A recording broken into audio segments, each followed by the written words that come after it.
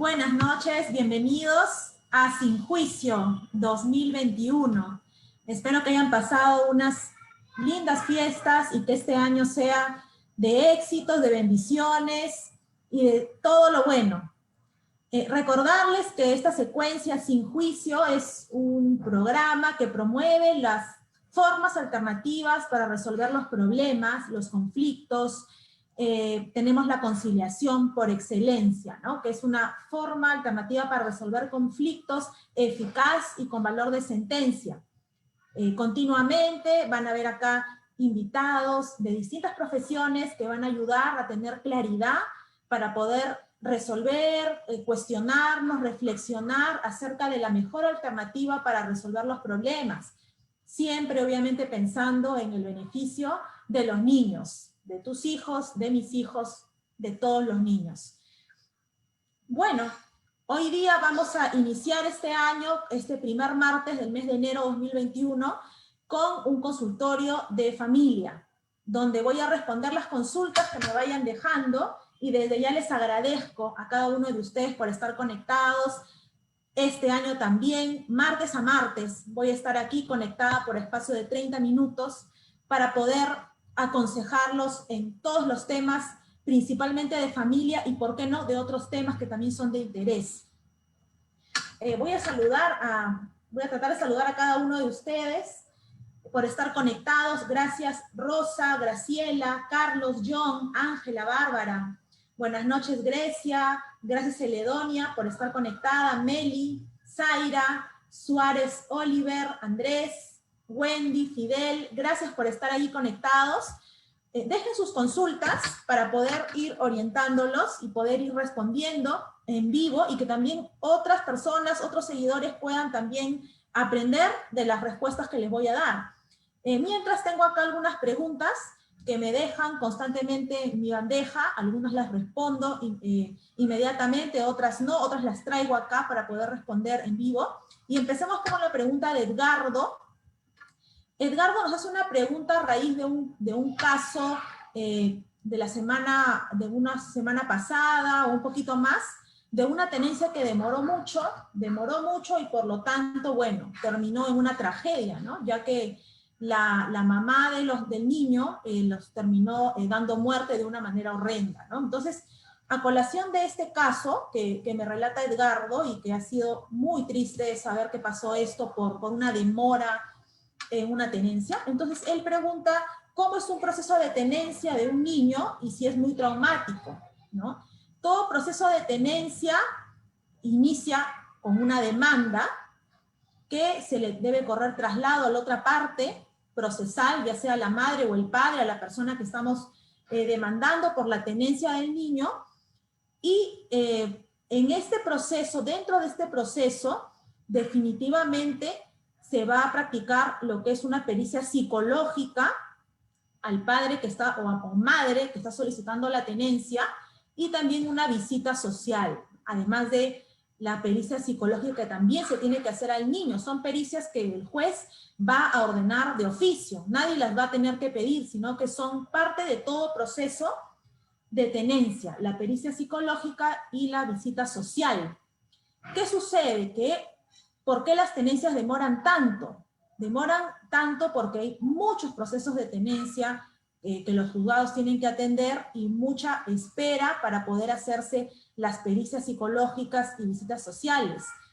Y lamentablemente, para poder conceder medidas cautelares, los jueces necesitan de los resultados de estas pericias, sobre todo de la pericia psicológica del niño y del progenitor que está solicitando la tenencia, lo cual hace que estas medidas cautelares que se conceden de forma rápida no se puedan conceder en forma tan rápida, porque hay que esperar este resultado. En este caso del niño que ha sido dado muerte por su propia madre, la demora podría haber sido ocasionada por esto, ¿no? Pero también se mencionó de que la madre tenía desequilibrios mentales, lo cual debió hacer que se agilice esto, pero lamentablemente no pasó.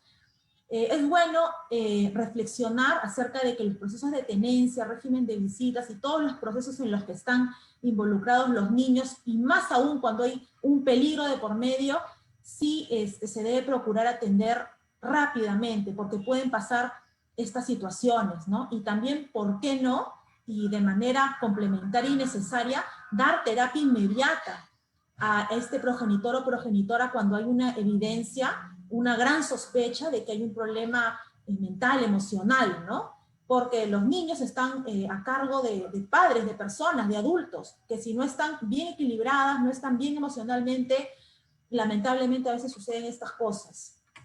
Sigo acá agradeciendo a cada persona que se va conectando. Gracias Jesús Fernando, Rosita, Marco Huertas, Leonardo Castro. Gracias por estar ahí siguiendo esta transmisión. Y continúo ahora con la pregunta que hace María Alejandra y me dice, doctora, tengo una conciliación que celebré con el padre de mi hijo hace 4 años y no la cumple. ¿Debo hacer una demanda de alimentos?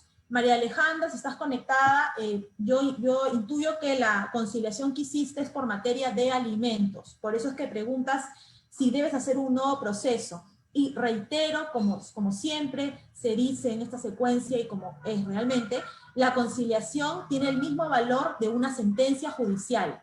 Si tú tienes una conciliación en estos momentos, ya sea por la materia que sea,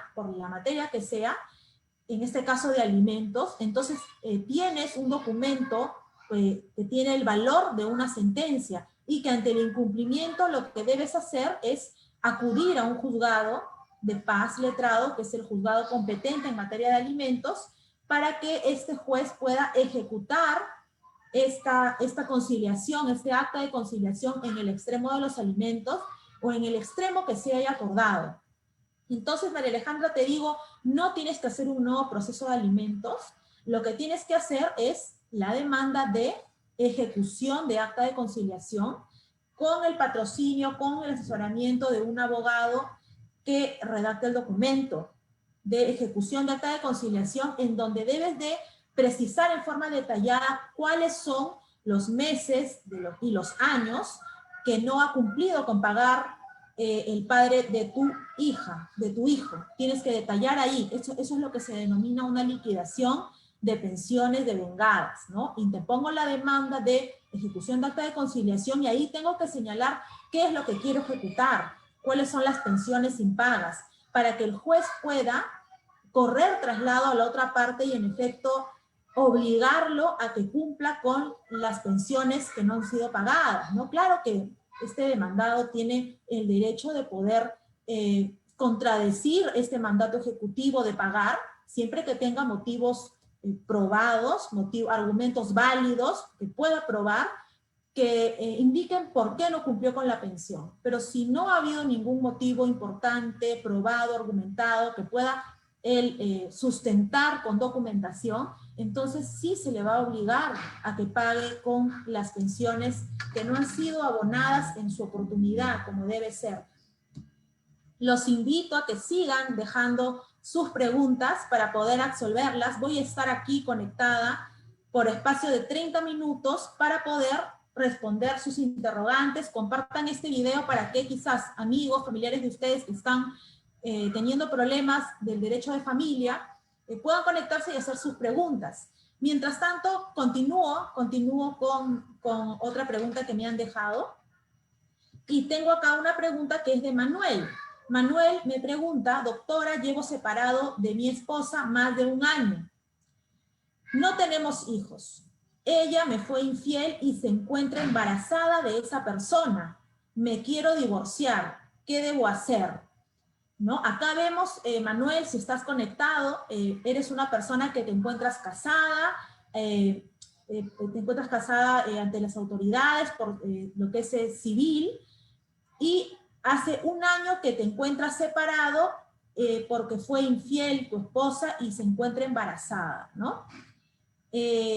Comentarles que el adulterio es una causal de divorcio en nuestro país, ¿no? El adulterio es una causal que se encuentra normada en nuestro Código Civil y que consiste en en la relación sexual que tiene uno de los cónyuges con una persona que no es el marido, que no es la esposa.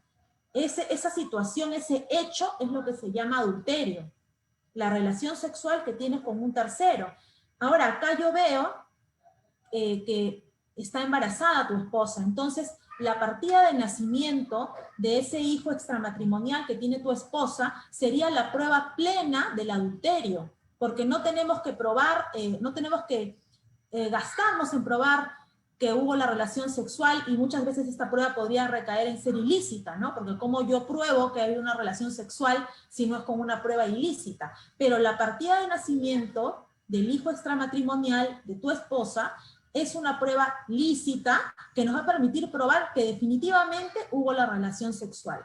Entonces, si tú, Manuel, dices, es tu deseo acceder al divorcio, entonces puedes demandar ya el divorcio a tu esposa por la causal de adulterio, adjuntando, ¿no?, tu copia de tu DNI, tu partida de matrimonio debidamente actualizada, expedida por el registro de Estado Civil RENIEC, o la municipalidad en donde te has casado, y la partida de nacimiento del hijo extramatrimonial de tu esposo, para poder probar que hubo el adulterio, y por lo tanto el juez pueda sí considerar que justifica disolver el vínculo matrimonial porque ha habido adulterio, ¿sí? Entonces, Manuel, ya podrías, si es tu decisión ya tomada, iniciar el proceso de divorcio por la causal de adulterio.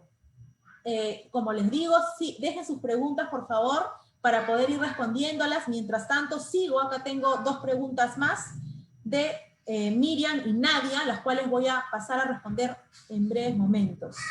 Miriam pregunta: doctora, quiero demandar por alimentos al padre de mis niños, pero no conozco su dirección, pues se muda constantemente. ¿Cómo puedo hacer? ¿No? Es un tema, una situación que constantemente se escucha también, que hay una persona que quiere demandar por alimentos, pero no conoce la dirección de la otra persona a la cual va a demandar. Entonces, en este caso, no es de que no se va a poder hacer la demanda, sino sí se va a poder hacer la demanda, pero se va a tener que señalar al juez, y si es posible, probar al juez que me fue imposible averiguar la dirección de la persona demandada, y que solicito la notificación sea vía edictos, es decir, vía un diario de circulación nacional, para que pueda esto reemplazar a la notificación común, que es aquella que se hace en el domicilio del demandado. Pero antes de hacer eso, sí aconsejaría, Miriam, que saques un certificado de inscripción o ficha RENIEC, también lo llaman así, saques esa documentación del RENIEC para que se le pueda notificar en la dirección que aparece allí. Se le pueda notificar en la dirección de allí. Si a pesar que se notifique en esa dirección, no contesta la demanda, o alguien señala de que no vive allí, entonces ya podríamos proceder al edicto, a los edictos, que, como les dije, es una notificación que se hace a través de un diario de circulación nacional. Dejen sus preguntas para poder responderlas. Gracias a cada persona que se sigue conectando. Buenas noches, Leonardo, Victoria, Rosita, Eduardo, Mayer, Juana, Gavisita, Alejandro, Karim, Albert, Diego, Julio César, Alex, Esmeralda. Gracias a cada persona que está conectada. Aprovechen en hacer sus consultas, que yo en forma personalizada en este momento les voy a responder, y en vivo, para que las demás personas, los demás seguidores puedan también aprender. Y seguimos con la pregunta de Nadia. Nadia pregunta, dice: hola doctora, ¿cómo se hace una liquidación de devengados? El padre de mi hija no pasa pensión hace 1 año, a pesar de que tiene una sentencia. Claro, Nadia, si estás conectada también, te digo que la liquidación de devengados es aquel recuento de los meses que no ha cumplido la parte demandada con abonar las pensiones que corresponden a una sentencia. Y la liquidación es un escrito que también es redactado por un abogado y se presenta al juzgado, como digo, señalando cada mes, cada año, que no ha cumplido y se hace un total de lo que debe y se presenta al juzgado como una propuesta, para que esta propuesta pueda ser trasladada a la otra parte y la otra parte también pueda contradecir, pueda argumentar, probar que sí ha cumplido de repente con aquellas pensiones que se pretenden cobrar y pueda hacer uso de su derecho a la defensa, ¿no?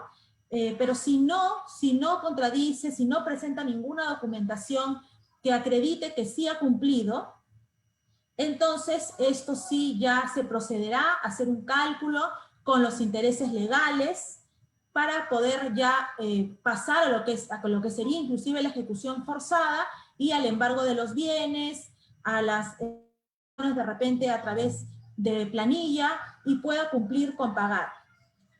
Estas son las preguntas que tengo y que he podido absolver esta noche. Como les comento, voy a estar por espacio de 30 minutos aquí respondiendo sus preguntas. Por favor, hagan sus preguntas, que gustosa las voy a absolver. Hay temas que son recurrentes las preguntas acerca de si un proceso de alimentos, ¿no? Me hicieron hace poco una pregunta, dura aproximadamente 12 meses, ¿no? Porque es lo que aproximadamente dura, y más aún con la situación de la pandemia, está avanzando mucho, mucho más lento. Entonces, ¿cómo es de que él o la demandante de alimentos va a poder cubrir los gastos del niño o niña que tiene bajo su cargo, ¿no? Y para esto tenemos la figura de lo que es la asignación anticipada de alimentos.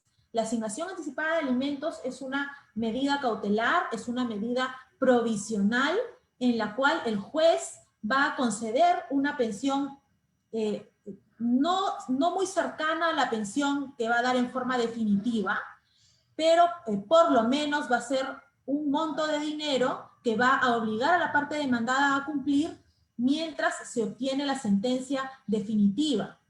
Entonces, no es de que durante todo el tiempo que se va a llevar adelante el proceso, no va a haber ningún tipo de pensión provisional o definitiva para el niño, sino que sí va a haber, pero esta va a ser por un tiempo hasta que tengamos ya lo que es la sentencia definitiva.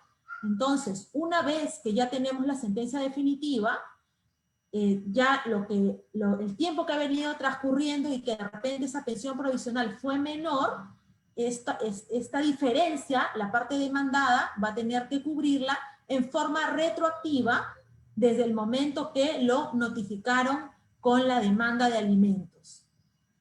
A través también de una liquidación de pensiones devengadas que ordenadamente, de forma ordenada, tiene que presentar la parte que está demandando, ¿no? Es importante señalar de que en una demanda de alimentos, siempre la parte que demanda los alimentos es la parte que tiene que probar lo que afirma. Ejemplo, si como demandante de alimentos yo afirmo de que la parte demandada tiene un trabajo determinado, gana una suma de dinero determinada, entonces tengo que, yo como parte demandante, probar lo que estoy afirmando. No presentar las boletas, porque eso sería imposible, pero sí por lo menos señalar al juez que ventile el proceso dónde se encuentra trabajando este demandado, esta demandada, y cómo se llama la empleadora, por lo menos para poder darle información al juez para que él sí, con el poder que tiene como juez, pueda solicitar la información a la empresa.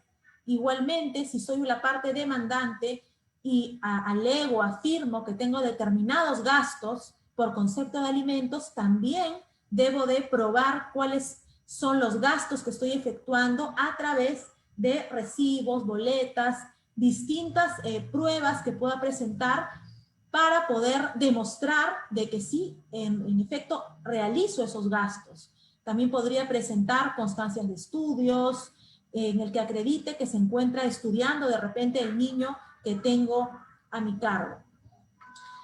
Otras preguntas que también se me han dejado en estos días y que no las traje de manera textual porque esperaba las preguntas que me pueden hacer en este momento, pero es un tema del que no se ha hablado mucho, pero que también pertenece al derecho de familia y que suceden, ¿no? Como son los casos de las personas que tienen discernimiento afectado, ¿no? Personas las cuales necesitan de una persona que los represente porque no pueden tomar decisiones por sí mismos. Estamos hablando de quienes tienen familiares con algún tipo de incapacidad mental, con algún tipo de discapacidad mental, saben de que se trata de la curatela, ¿no?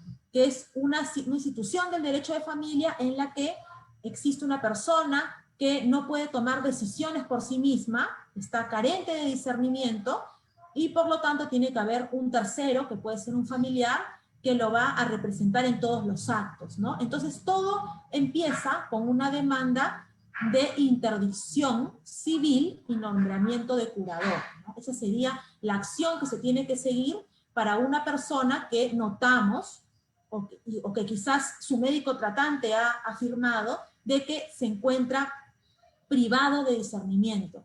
Es decir, no puede tomar decisiones. Tiene algún diagnóstico de alguna enfermedad mental que le impide poder tomar decisiones. Entonces, la acción legal que se tiene que seguir es la de interdicción y nombramiento de curador.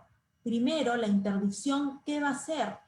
Va a hacer de que se pruebe en juicio que esta persona, a la cual demando y de la cual pido que se declare interdicto, se demuestre que está privado de discernimiento. ¿Cómo? A través del informe médico de su médico tratante, que generalmente es un neurólogo, un psiquiatra, que afirme de que esta persona no puede tomar decisiones. Entonces, este profesional, este psiquiatra, neurólogo, tiene que comprometerse a poder asistir a la audiencia que se va a llevar a cabo seguramente en las instalaciones del juzgado o actualmente virtual, y pueda ahí ratificar el informe que hizo, ratificar que realmente esta persona no puede tomar decisiones. Una vez probado esto, y también el juez habiendo examinado en forma remota o presencial, que también hay una situación que no es muy normal, entonces va a sentenciar que esta persona sea declarada interdicta. Una vez declarada interdicta, ya podríamos hablar de un curador, de una persona que va a representarlo en todos los actos civiles, porque esta persona no puede tomar decisiones solo. Entonces, este curador va a poder hacer todo tipo de acciones en nombre de esta persona, pero hay una salvedad. Si va a disponer de los bienes de esta persona interdicta, sí debe de solicitar un permiso especial al juez.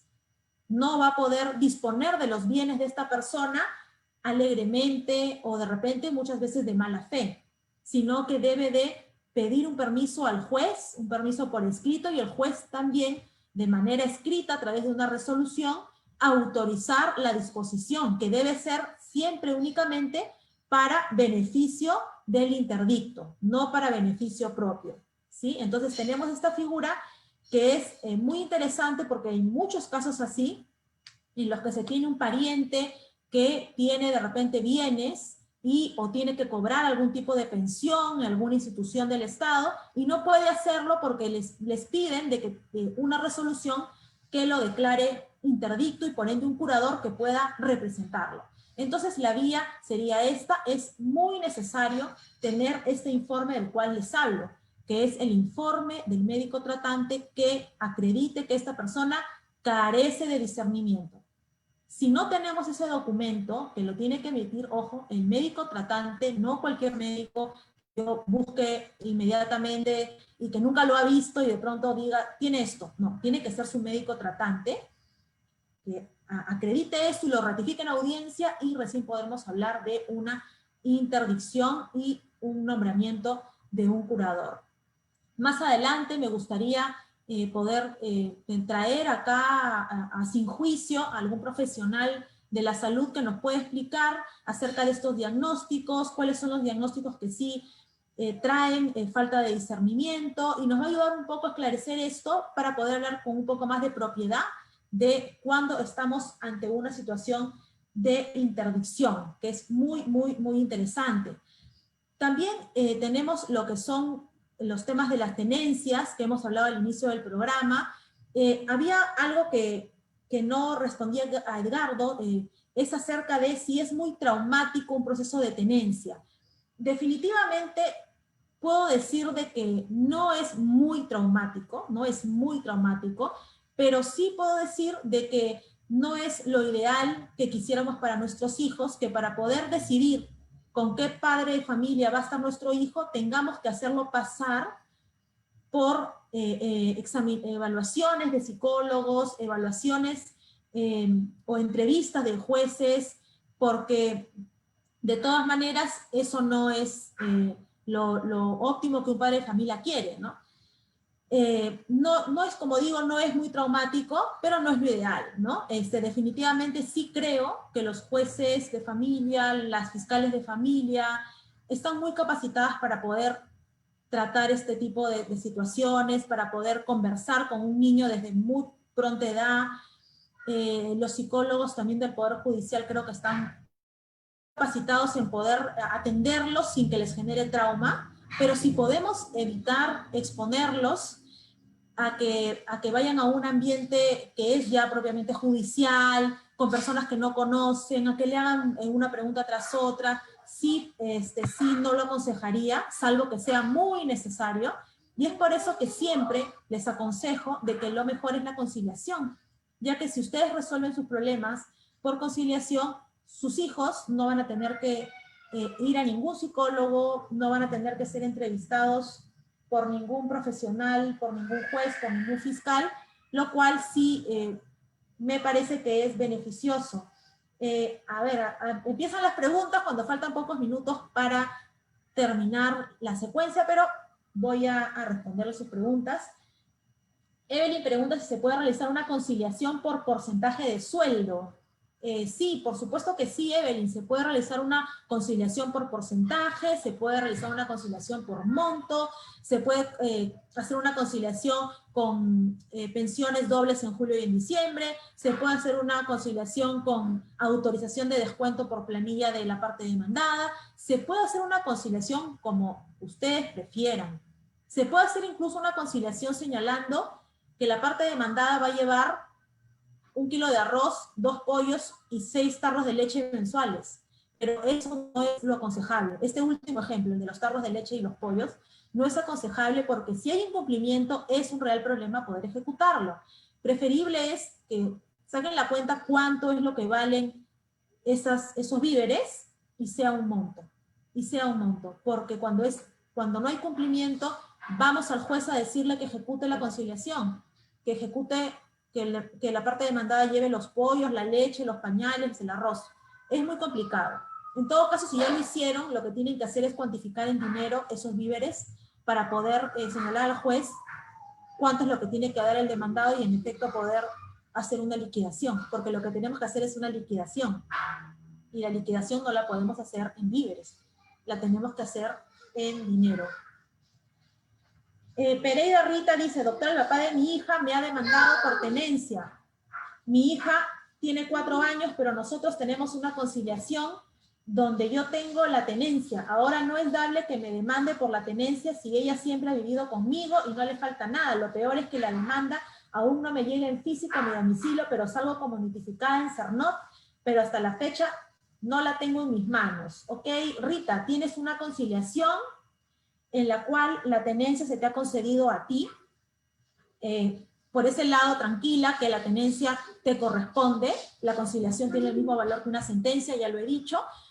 Y, bueno, nada impide de que el padre de tu hija te pueda demandar por la tenencia, porque ambos tienen ese derecho. El padre que no ejerce la tenencia tiene derecho a demandar tenencia.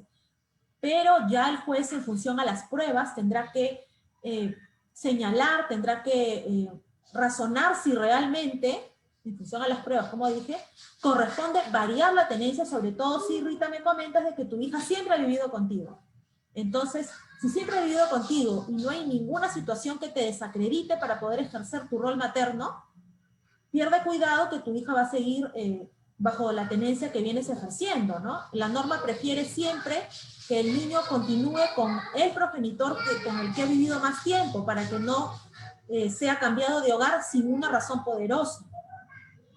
Entonces, te recomiendo, espera tu notificación, contesta tu demanda, no sabemos qué tipo de tenencia está pidiendo, posiblemente esté pidiendo una tenencia compartida, porque tenencia absoluta sí, de repente no lo veo muy probable si me comentas que tu hija siempre ha vivido contigo, ¿no?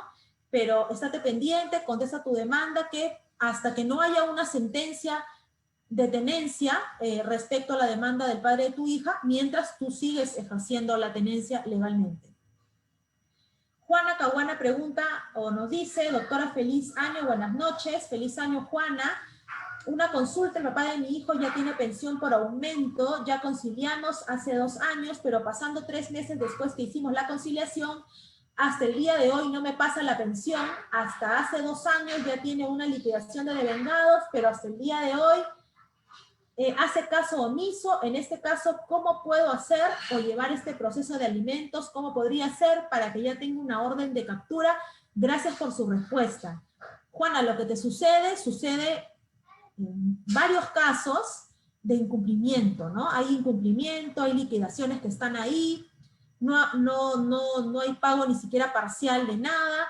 En este caso, sí, yo te aconsejo, ya hiciste una liquidación según lo que comentas, tienes que pedir al juez que le pida a la parte demandada pagar la liquidación de devengados bajo apercibimiento expreso. La norma nos dice que el apercibimiento tiene que ser expreso, bajo procedimiento expreso de remitir toda la documentación al fiscal penal para que inicie un proceso de omisión a la asistencia familiar. Entonces, ya tienes la liquidación, hacer ese requerimiento expreso y por qué no liquidar todos los periodos que faltan hasta la fecha de hoy, para que también se pueda abrir un expediente penal con respecto a esa nueva liquidación. Entonces, Juana, ponerte las pilas y a hacer esta liquidación con el abogado que seguramente estás viendo tu caso, para que ya en forma expresa se le indique al demandado que si no cumple, va a ser denunciado por el delito de omisión a la asistencia familiar, y para que también pueda hacer sus descargos y pueda informar por qué razón no ha cumplido. De no informar nada, de no probar nada, entonces vamos a pensar que simplemente no ha cumplido porque no ha querido cumplir, ¿no? Hay casos en los que sí hay justificaciones de no poder pagar, personas que han quedado desempleadas, sobre todo en estos tiempos, pero cuando no hay una justificación sí se debe ejecutar y pedir el pago total de la deuda. No cumplir con la pensión alimenticia es un delito y debe ser sancionado. Braisa, buenas noches. Doctora, Dios la bendiga y siga apoyándonos en lo que necesite. Por supuesto, para eso estoy aquí, para poder orientarlos y puedan conocer sus derechos. Conocer sus derechos y conocer cómo funcionan estos procesos de familia que a veces no se entiende, y trato de explicárselos de una manera muy sencilla para que cualquier persona que no es abogado y que de repente nunca ha hablado con un abogado tampoco pueda entender estas situaciones en términos muy sencillos, muy fáciles de entender. Gaby, Marcos, buenas noches. Doctora, una consulta, ya presenté un escrito por liquidación. ¿Cuánto tiempo demora en notificar al demandado? Bueno, vamos a hablar de tiempos antes de la pandemia y durante la pandemia, ¿no? Vamos a hablar de antes de la pandemia. Un escrito de liquidación, bueno, podría demorar desde una semana hasta un mes en que sea notificado a la otra parte, de acuerdo a la carga procesal del juzgado o la efectividad del juzgado, ¿no? Qué tan rápido trabajan las personas del despacho, pero actualmente sí, lamentablemente, estoy notando, y muchos colegas podrán darme la razón, una demora excesiva en todos los procesos. Debe ser por el trabajo remoto, la situación del COVID, de que no pueden trabajar todos al mismo tiempo, pero hay una demora mucho mayor a la normal. Bueno, no te quiero desanimar, Gaby, pero más o menos lo que te podría demorar en que sea corrido el traslado de tu liquidación al demandado podría ser hasta 2 meses o 3, dependiendo, como te digo, de la carga del juzgado y de la efectividad de sus trabajadores, ¿no?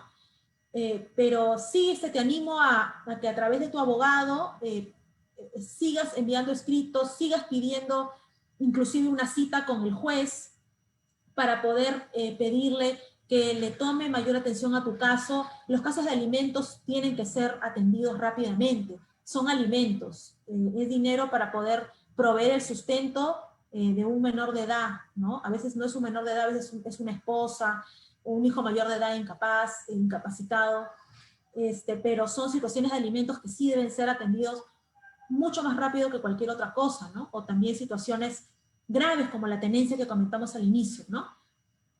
Entonces te animo, Gaby, a ponerle fuerza al caso, junto con tu abogado, seguir atrás del proceso, sacando cita con el juez, que es lo más importante, creo yo, porque así el juez va a tomar nota de tu caso y darle la atención debida.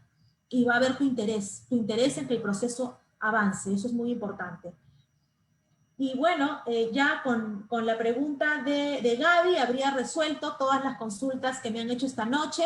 Les agradezco mucho por haber estado conectados, haciendo sus preguntas o simplemente escuchando toda esta información que trato, como les digo, de dárselas de la manera más sencilla. También comentarles de que es mi intención también de repente alguno de los martes de Sin Juicio entrevistar a algunos candidatos que tengan propuestas que son para beneficio de la familia y que puedan darlas a conocer a través de esta secuencia. Eso también es lo que vamos a ver este año en Sin Juicio 2021. Y diversos profesionales, también tengo en mente hacer un pequeño sorteo.